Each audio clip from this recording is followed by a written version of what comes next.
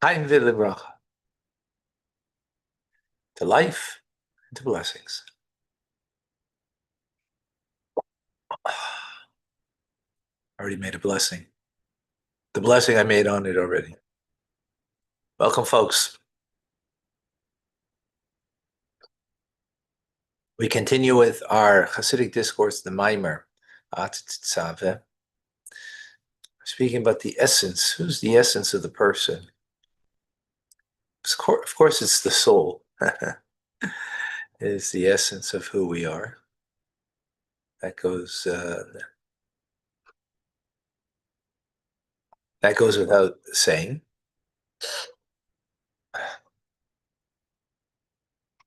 Right? So why am I saying it?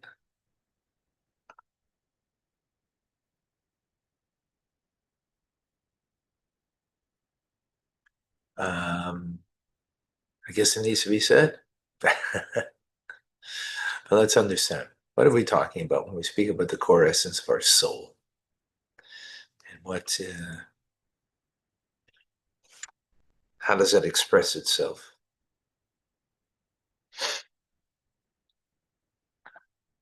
So,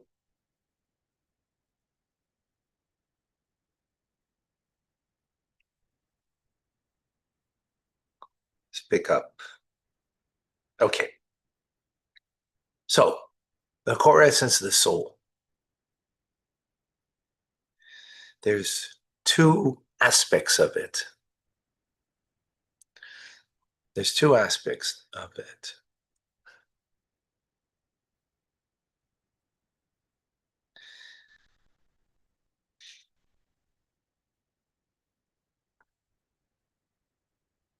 So there is, when the core essence of the soul is revealed, that will bring a person to self-sacrifice.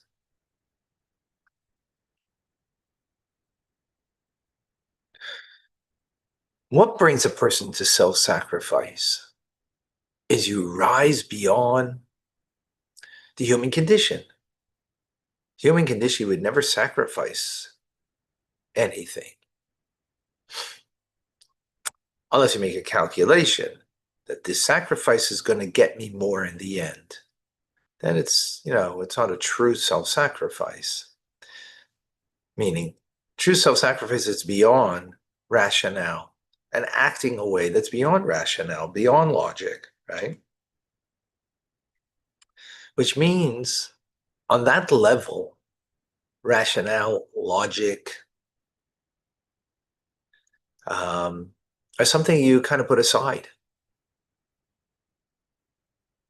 Right? Like the firefighter or the person who runs into the fire in the house to save, a loved one or save someone, the firefighter. Well, the firefighter is making a calculation. He's a firefighter, so he knows this calculation that, oh, I could, maybe save this person. But if it's a mother running into fire, right, to save a loved one, well, because you're going beyond logic and rationale.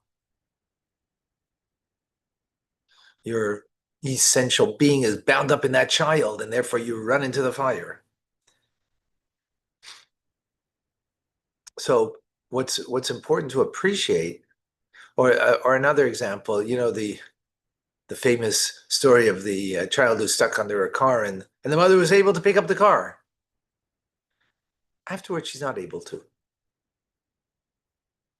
So the power was there in the moment. Why? Because however you want to explain it, adrenaline, this, that,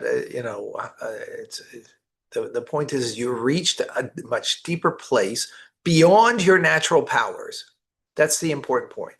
It's beyond your natural powers. That's the key here. So it doesn't affect the natural powers. That's the point. So when the Hasidim of the previous Rebbe in Russia they lived a life beyond their natural powers.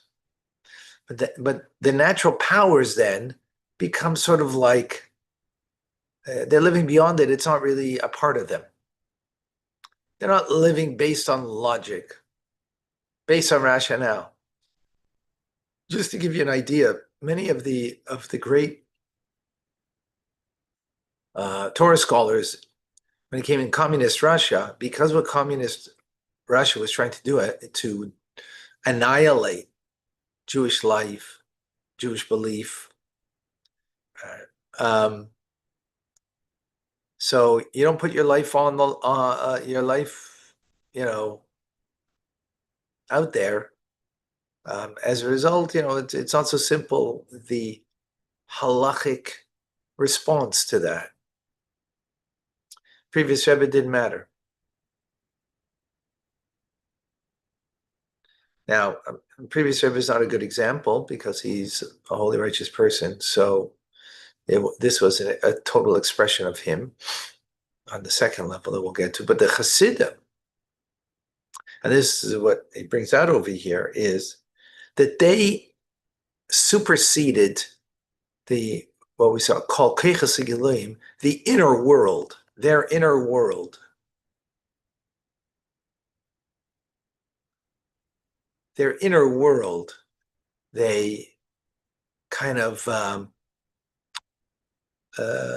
superseded or rose above it, meaning the inner world of the person is intelligence and emotions. It didn't matter how you felt about it. It didn't matter what logic told you. You rose above it. That's the point. It's almost like you willed yourself there. This is what's got to be done, period. Negating any rationality. And even negating how you might personally feel about it. He rose above that.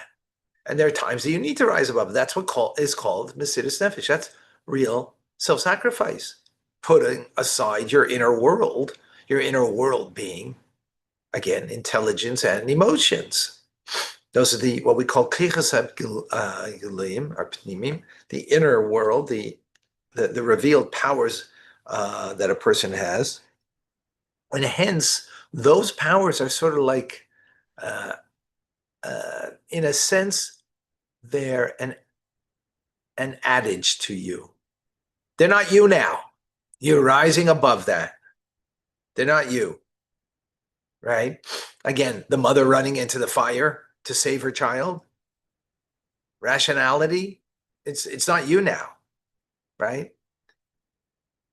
Now, maybe emotions might be, because that's what the drive is. But I think it's even more than what the emotions. It's sort of maybe that's not okay. In any case, so the point being over here is that the very same Chassidim who lived a life that was beyond, right? When they came to America, let's say, or wherever, the land, not communist Russia, where they could live in a place where there's no decree against Torah and mitzvahs, as in communist Russia,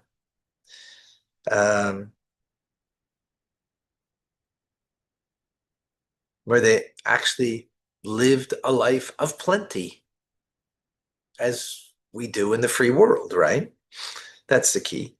It wasn't so, you didn't see in them so much, not that there wasn't, but you didn't see so much in them Chassidus Nefesh, this self-sacrifice, as it was before. Why? Now you might say simple, well, it wasn't needed. But the concept of self-sacrifice is a deeper thing, as we will see in a moment. Right? In other words, something external caused it. Right? Like the fire, it caused it in the mother, or the child, under the car, and the mother, got this power beyond and lifted up the car.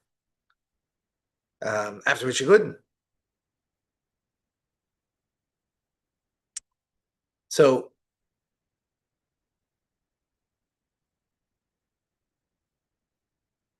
now, so why was it not the same afterwards? Again, it can't be about the situation, because that means we live based on a situation, we don't live based on our choosing, right? That's the key over here. So then it's not authentic in that respect. So he explained, because the self-sacrifice that they had for all those years was because what was shining in them was the essence of their soul, this essence of them, that's beyond the inner world, the inner powers of the soul, the revealed powers of the soul, which the revealed powers of the soul are intelligence and emotions. And therefore, when they lived beyond that, what does that mean, you live beyond it? It means those powers weren't engaged. They were sort of, in a sense, shut off. To some degree, they were shut off in the sense that it didn't make a change in them, that they were aligned, maybe is the right word, with the core essence of the soul, right? Because if rationality would be a part, then, first of all, maybe you wouldn't go there. You wouldn't do it, you rose above it. So it did not affect the inner world of the individual, the powers of the soul, that they were changed, transformed because of the revealing of the inner core of the soul. It didn't affect that part of the person,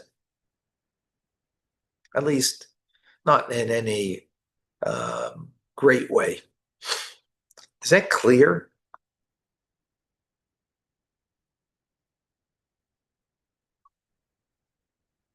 Hi. Yeah? Anybody? Yes. Thank you. Well, and again, I think we could see that in ourselves. You know, there's times that we rose to an occasion and sacrificed, and then afterwards we go back to the same place where we were beforehand. Well, what happened? How come it doesn't continue? It's because what caused it was something external. So it didn't touch my inner world then. So I rose up to the occasion. Yeah, and this is amazing. Not to diminish this. Don't want to diminish what the Hasidim, the Chabad Hasidim did in communist Russia. That many of them gave up their lives, literally.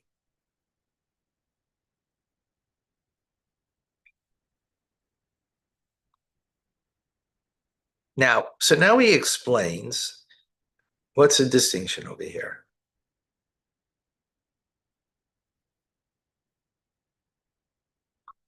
This now he explains, how do we understand this from the soul level? We just explained it not from the soul level so much. I mean, we explained it, the fact of the matter. But what's going on here?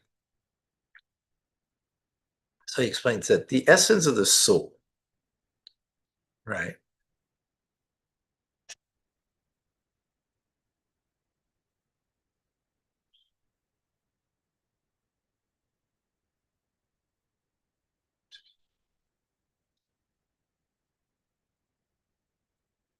Because we're talking about over here, when you're going in self-sacrifice, is expression of the essence of the soul. So that's pretty lofty. And not just lofty, but essence means it touches everything. Right? Like, where's the essence of me? It's in my brain, in my right arm, and in my left toenail. It's everywhere. Well, if it's everywhere, then why doesn't it affect everything? Hmm. Right? That's the challenge over here. How could it be the expression of the essence of something means it's essential, means it's essential to the whole thing. It's of the whole thing. It's not a part of the whole thing. So if it's the essence of my soul that's expressing itself, so then it's got to be um, uh, revealed everywhere and therefore affecting everywhere. So we just said, though, it's not affecting my inner world, right? So how do we understand that? Use a different term. Then it's not essence. It's not essential. So explains that the etzem neshama is the etzem also of the inner world, the the revealed powers of the soul, right? But it's the essence of them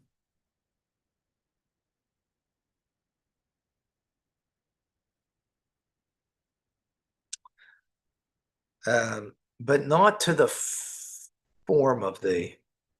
It's the essence of the uh, of it, but not to its form.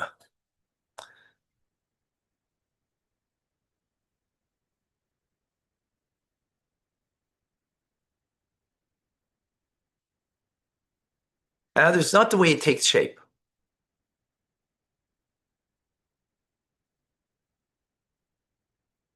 I wish I had a good metaphor for this. Shoot.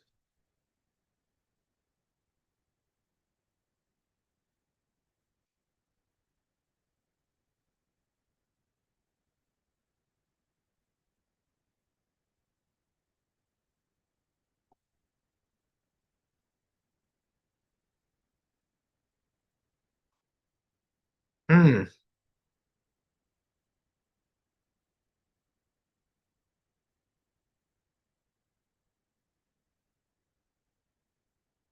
I'm trying to think. So let's take, I don't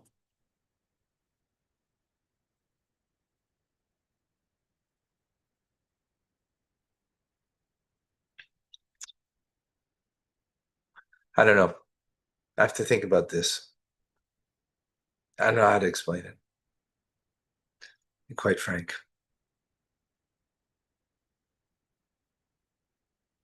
It's a bit of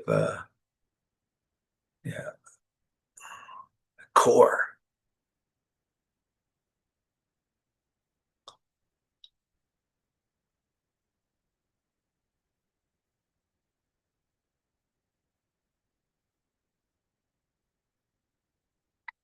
Let's think about it. In other words, the form means like the cup has a form, and then there's the matter of it.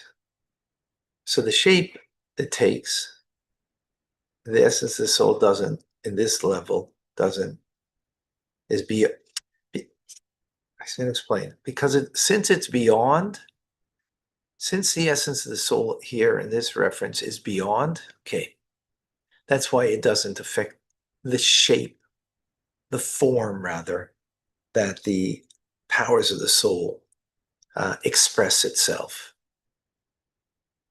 Because it's beyond, because it's infinite itself is a definition.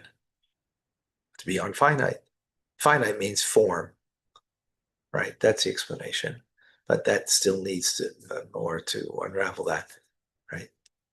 You follow what I'm saying?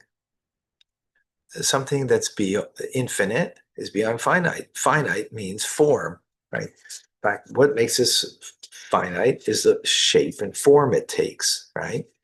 That's its finitude. So since we're talking about the essence of the soul that's beyond beyond means, that's beyond something. So it's not really then going to truly express that which is limited. What's limited? The powers of the soul. So it doesn't shape it, giving it form. That's the idea over here. It's beyond form because it's infinite. Because it's infinite. The infinite makes it its own definition. Right? The infinite itself is limited because it's infinite. That's the idea. That's the concept. Now we need to, that's the concept. Okay, I got to run. We'll see you soon. There's a lot of Chumash and Rashi today. I'm going to try to get here as early as possible, although it is Torah Day, Torah.